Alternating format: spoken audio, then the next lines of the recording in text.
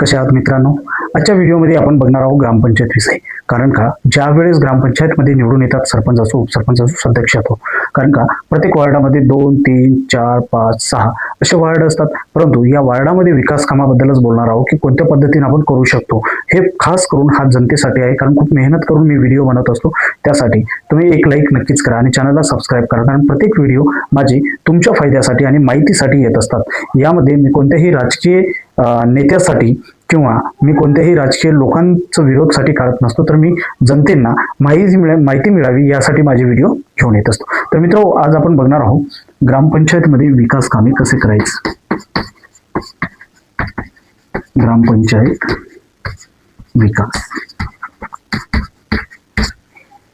ज्या वेळेस आपल्याला गावातून लोक नाही, हा आमच्या गावाचा वार्ड मेंबर जर बनला तर हा काहीतरी करू शकेल या उद्देशाने आपल्याला जनतेने आपल्याला निवडून देत असतात. परंतु निवडून येण्याआधी आपण काय असतो? इमानदार.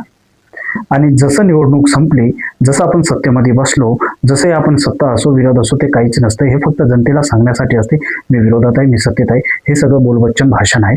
ग्रामपंचायत